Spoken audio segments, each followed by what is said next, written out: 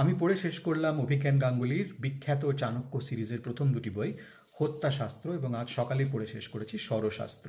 হত্যাশাস্ত্রের একটা প্রতিক্রিয়া আমার চ্যানেলে অলরেডি পোস্ট করেছিলাম। ষড়শাস্ত্র বইটি আমার কেমন লাগলো সেটি নিয়ে একটু কথা বলবো। সামগ্রিকভাবে এই দুটি বই কেমন লাগলো সেটা নিয়েও বক্তব্য রাখবো।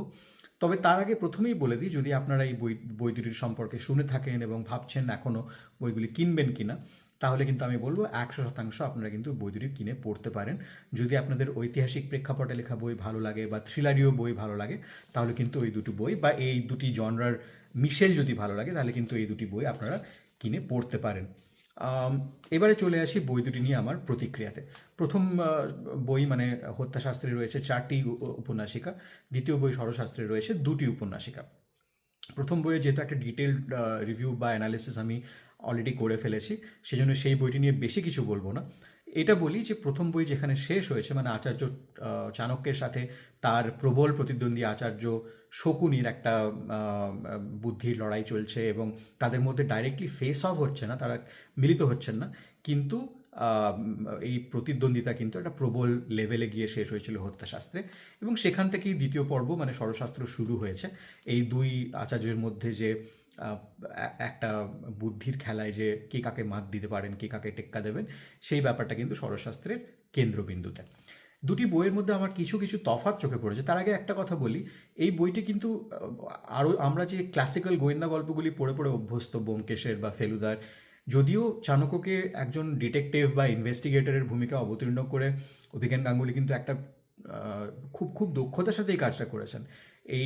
এইভাবে রিইম্যাজিন করা, যাকে আমরা অর্থশাস্ত্রের জনক বলে বা একজন পলিটিক্যাল ফিলসফার বলে জানতাম, তাকে মাটিতে নামিয়ে নিয়ে এসে একজন গোয়েন্দা চরিত্রে অবতীর্ণ করা, এটা যে অত্যন্ত মুনশিয়ানার সাথে অভিজ্ঞান গাঙ্গুলি করেছেন তাতে কোনো দ্বিমত থাকতে পারে না।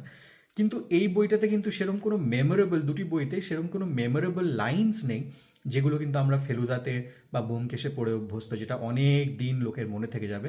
সেরকম কোনো বাক্য বা সেন্টেন্স কিন্তু আপনারা আমি কিন্তু এই দুটি বইতে পাইনি। তবে সামগ্রিকভাবে গল্পগুলি কিন্তু আমার অনেকদিন মনে মনে মনে থেকে যাবে, এটা আমি কিন্তু বলতে পারি। তো দ্বিতীয় পর্ব মানে ষড়শাস্ত্রতে প্রথম পর্বের থেকে ভাষাটা একটু যেন সাধুর দিকে গেছে। প্রথম পর্বের ভাষা সম্পর্কে আমি বলেছিলাম, গদ্য অত্যন্ত ঝরঝরে, ভাষা প্রচণ্ড অ্যাক্সেসিবল। আমি যে এই মুহূর্তে আরও একটি ঐতিহাসিক প্রেক্ষাপটে লেখা বই পড়ছি, অভীক সরকারের পটমঞ্জরি, সেখানে কিন্তু ভাষাটা বেশ কঠিন, চট করে বোঝাটা একটু দুরূহ, কিন্তু এই সিরিজে, চাণক্য সিরিজে কিন্তু ভাষা খুবই অ্যাক্সেসিবল।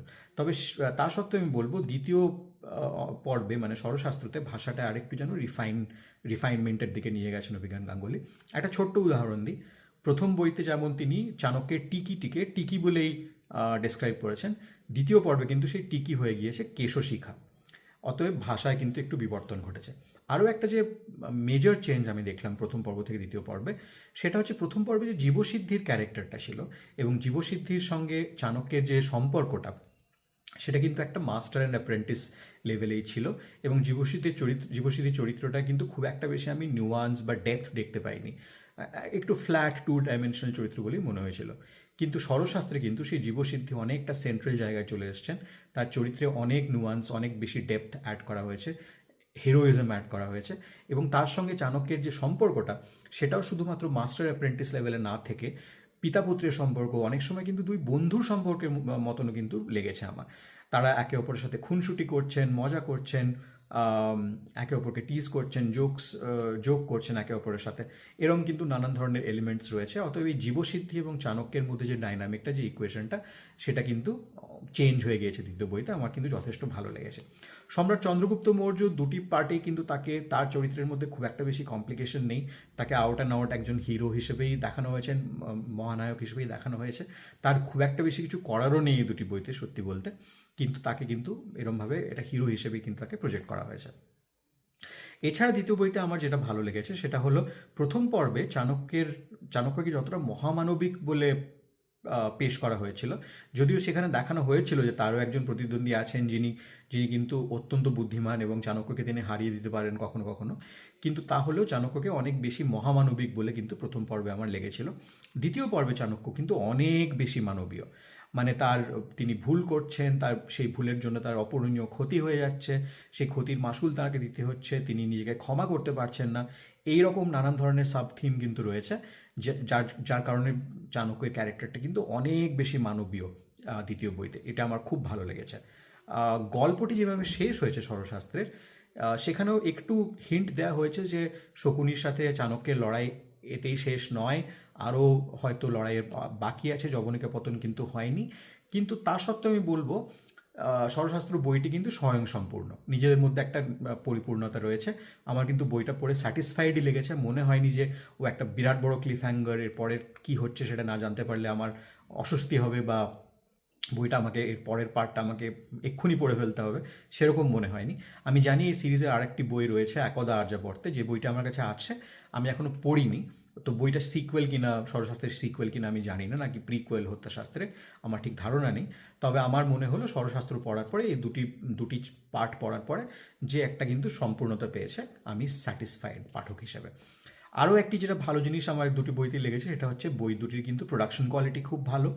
দুটি বইতেই কিন্তু আমি কোনো খুব বেশি টাইপো বা স্পেলিং মিস্টেক বা এরম ধরনের অ্যামেচারিশ ব্যাপার পাইনি, যেটা অনেক সময় অনেক বড় পাবলিশিং হাউসের বইতেও কিন্তু আমি লক্ষ্য করেছি যে প্রচুর ইনকনসিস্টেন্সি, বানান ভুল এসব থাকে। আমার মনে হয়েছে এই দুটি বই খুব ভালো এডিট করা হয়েছে, খুব ভালো প্রুফ রিড করা হয়েছে, যেটা কিন্তু একটা স্বস্তিদায়ক ব্যাপার একজন পাঠক হিসেবে। তো এই ছিল প্রথম দুটি বইয়ের আমার পাঠ প্রতিক্রিয়া। যেমন আমি বললাম, এই বই দুটির গল্প আপনাদের অনেকদিন মনে থেকে যাবে হয়তো, কিন্তু এই বই দুটির মধ্যে আপনারা এক্সপেক্ট করবেন না যে সেরকম খুব সুন্দর কোনো বাক্য বা খুব মেমোরেবল কোনো ডায়ালগ যে আপনাদের মনে থেকে যাবে, নট নেসেসারিলি। কিন্তু গল্প হিসেবে এবং চাণক্যের চরিত্রটা কিন্তু অনেক দিন পাঠকদের মনে থেকে যাবে। এই ছিল আমার সামগ্রিক প্রতিক্রিয়া। আপনাদের কেমন লাগলো কমেন্টে প্লিজ জানাবেন। বই দুটি যদি আপনারা এখনও পর্যন্ত না পড়ে থাকেন, আমি আবার বলছি, আমি হাইলি রেকমেন্ড করব এই দুটি বই কিন্তু আপনারা কিনে পড়ে ফেলতে পারেন। আর পড়া হয়ে গেলে আমাকে জানাবেন আপনাদের প্রতিক্রিয়া। ভিডিওটি ভালো লাগলে একটা লাইক করে দেবেন আর শেয়ার করে দেবেন নিজেদের নেটওয়ার্কসে। আর এখনও যদি আমার চ্যানেলকে সাবস্ক্রাইব না করে থাকেন, তাহলে আজকে সাবস্ক্রাইব করুন বইখোর বাঙালিকে। খুব শিগগিরই দেখা হবে আর একটা নতুন বইয়ের রিভিউ নিয়ে কিংবা কোনো বুক হল ভিডিওতে। ততদিন ভালো থাকবেন। ধন্যবাদ।